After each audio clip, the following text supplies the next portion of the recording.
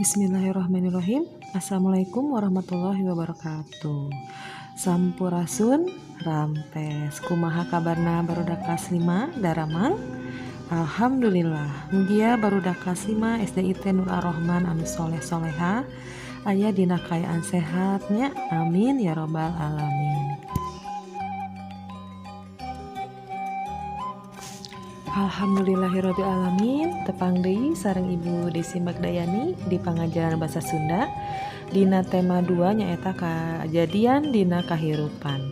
Materi anu bade Ibu dugikeun dinten ayeuna nyaeta aya 4. Kahiji ngaregepkeun teks narasi, kadua ngaringkes teks narasi, katilu antonim, kaopat kalimah pananya. Hayu barudak, ayeuna mah urang dikawitan heula ku baca basmalah. Bismillahirrahmanirrahim.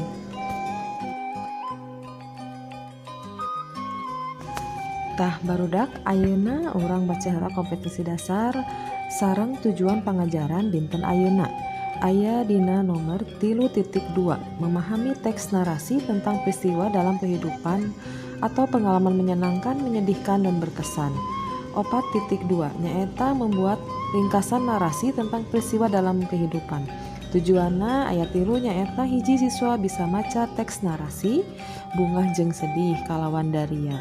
2 siswa bisa paham karena cara ngaringkes bacaan. 3 siswa bisa nyieun ringkesan karangan sacara basa Jan. Ayeuna Ibu bade ngajelaskeun tema 2 nyaeta kajadian dina kahirupan. Aya 2 barudaknya kajadian dina kahirupan teh nyaeta hiji kajadian nu matak bungah, 2 kajadian nu matak sedih. Upami kajadian nu matak bungah mah nyaeta kajadian anu nyieun hate gembira atawa bungah. Contona ngalaman juara hiji di kelas jeung milangkala. Nu kadua kajadian nu matak sedih nyaeta kajadian nu nyieun hatena langsa, sedih jeung hayang ceurik. Contona nuju dirawat di rumah sakit, nuju aya kajadian musibah atawa aya nu ngantunkeun.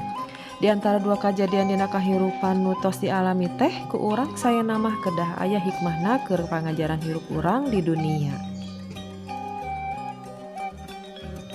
Ayeuna urang ngawitan heula dina pangajaran kahiji nyaeta teks narasi.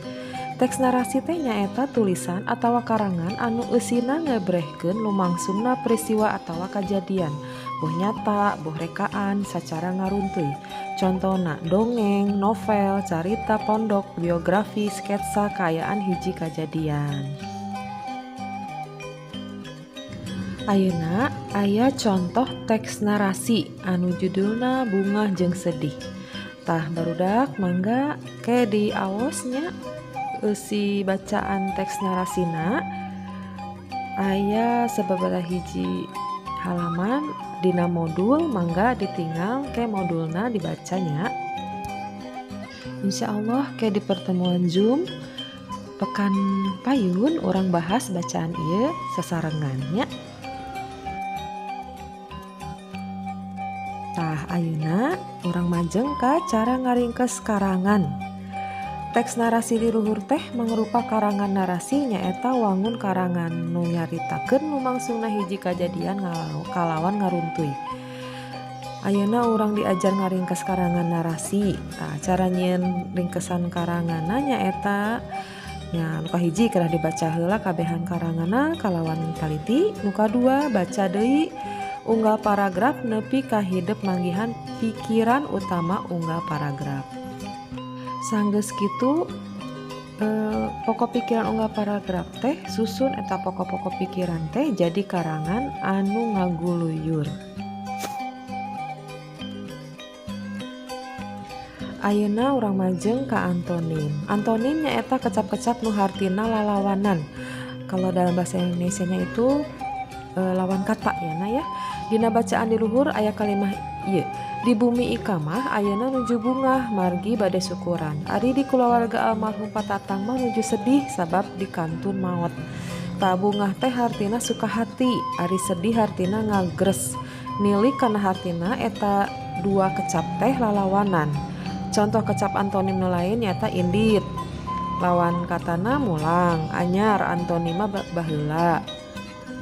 Leutik Antonima ageng, nanya jawab, muka nutup.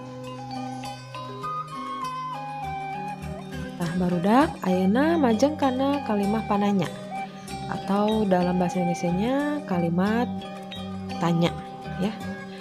Apa kalimat pananya teh nyaeta kalimat nu didalkeun pikeun nanyakeun hiji hal dina basa tulisan kalimat pananya tungtungna make tanda pananya. Nah, ieu contoh-contohna biasana diawali ku saha naon mana sabaraha iraha jeung kumaha. Tah contohna nya barudak mangga ditinggal aya contoh kalimat pananyana. Tah ayeuna ieu aya kamus alit mangga dibacanya barudak dihafalkeun pamitiasa mah diregepkeun sareng harti-hartina.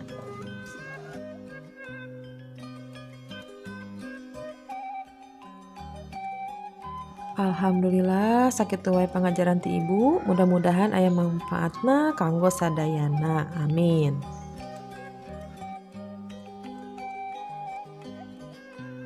Hatur nuhun kana perhatosanana barudaknya. Wassalamualaikum warahmatullahi wabarakatuh.